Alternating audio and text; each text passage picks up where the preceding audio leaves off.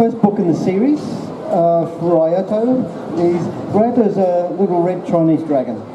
So he gets, you can follow him in the book from when he hatches from his egg. And he goes around, and because he's a curious little dragon, so he wants to see what's around him.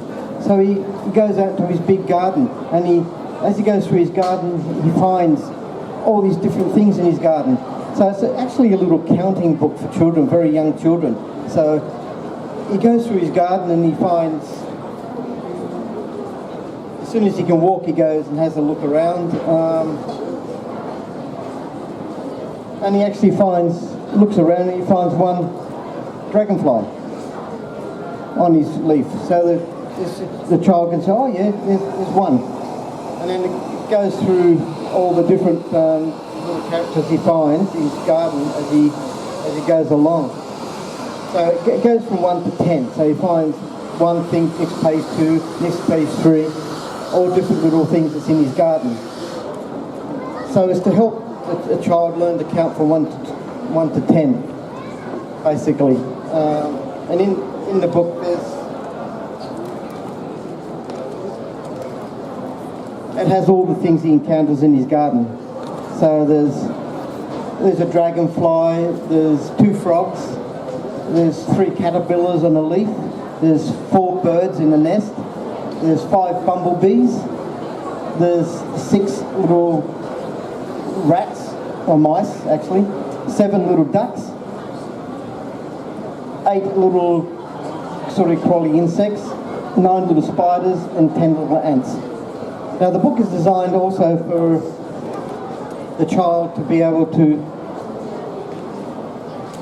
also in the back of the book there'll be colouring in pages where the child can colour in, just follow what's in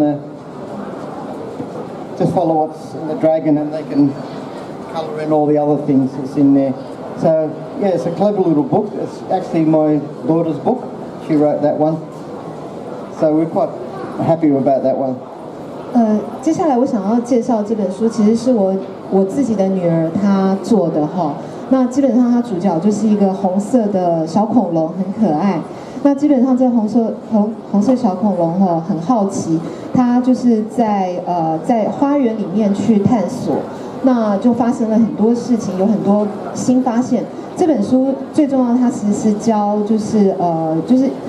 小朋友，大概是幼稚园这样年纪的小朋友去数东西，从1到10，就是他是教透过这样的图画书教小朋友去数数。那所以然后到最后呢，它也有几个页面，你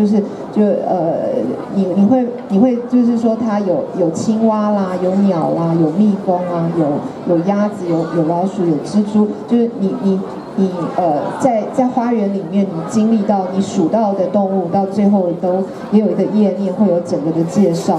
那最后最有趣的，它最后面它还留了几页是空白，是让小朋友可以去画画，去着色。Along with the book too, we decided to do something a little bit different as publishers, and we actually have a companion book with this one.